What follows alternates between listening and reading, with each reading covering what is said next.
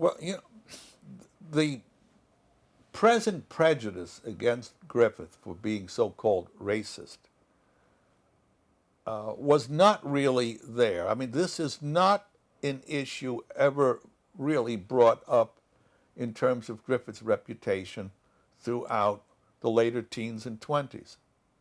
He's not considered that racist filmmaker.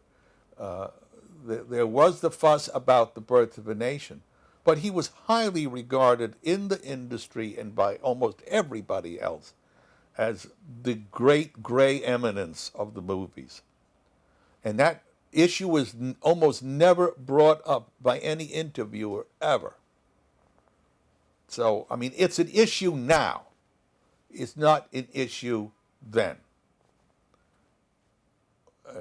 And as I try to explain, the fuss made about The Birth of a Nation came from a very small minority of viewers. Today it seems like a big deal. It was not a big deal then, because the American film industry continued to treat the blacks in a similar way all the way through almost the 1950s. And then when the NAACP made a fuss about how Negroes should appear on the screen, the safe thing was not to use them at all. And then when employment of Negroes went way down, that NAACP said, well, you can use them, but just be careful. Now, but still, white America wanted to keep them as second-class citizens. Oh yeah. But that was just a general view all the way around. Not just the South, the North. In fact, in some ways, the South knew the Negro better than the North, because down South, they worked in your house as servants, whether they were even ex-slaves there or nannies or whatever it is. In the North, it was even more and more segregated. They lived definitely in their own areas, and so, like in a Southern street, even in The Birth of a Nation, the black mammy is there in the house along with the Cameron family. North, that would not necessarily be the case. They would go back to their ghetto in Connecticut or in New Haven or something like that. Do you understand what I'm saying? So, in a sense, the Southerners knew, admittedly in a second-class form, but they related to blacks better than the Northerners did.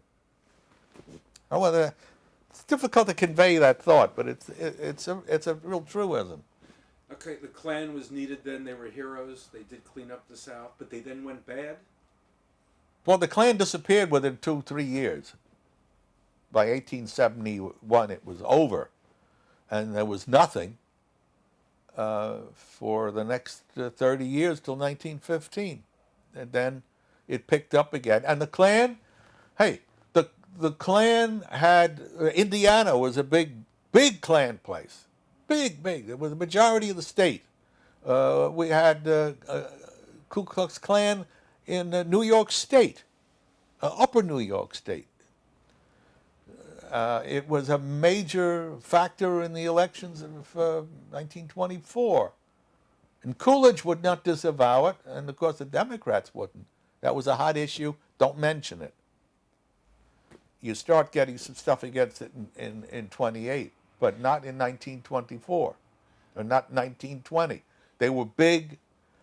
A lot of people remember, and they opened themselves up. They didn't like the Jews, they didn't like the blacks, and they didn't like the Catholics. So they were harsher than the other one, and both Dixon and Griffith disavowed that Klan. Doesn't mean they weren't happy to make money when the film showed there, but they did not speak in favor of it, either one. Dixon in particular, and Griffith. But Dixon did attack for a while the blacks. The NAACP he hated. Yeah, I would say that he didn't. No, well, yeah, Griffith felt that the movies were an aspect of freedom of speech. And he had every right to make his point of view. that's right. He said, if you don't like it, make your own. And they tried to with that birth of a, whatever it was called, not a race, but I know which one you mean. I forgot for a second. and that went busto, and that was exists, a terrible film, nothing to do with anything. No, we didn't. He thought that was just a plain pressure group, and it also put the liberals in a tremendous bind because they're anti-censorship generally, but they're not anti-censorship when they don't like the message that's being conveyed. So they don't want censorship. On the other hand, if the film is considered anti-Semitic, like the Oliver Twist, the Jews wanted that banned. And when it's anti-Negro, or they presumed it's anti-Negro, they want that banned. Otherwise, they want freedom of speech. So there's a double think on that as well. In short, there are good things that we should have freedom on, and other things that we should not have good freedom on. Well, we should be able to see all the communist films made by Eisenstein, but we should not see the Riefenstahl Triumph of the Will, because that's a nice, favorable image of Hitler. And it's no more inaccurate than the Potemkin is certainly not an accurate version of the massacre that occurred on the steppes in Odessa. That's very propaganda and very shifted and very selected. That's okay, but not the other one. So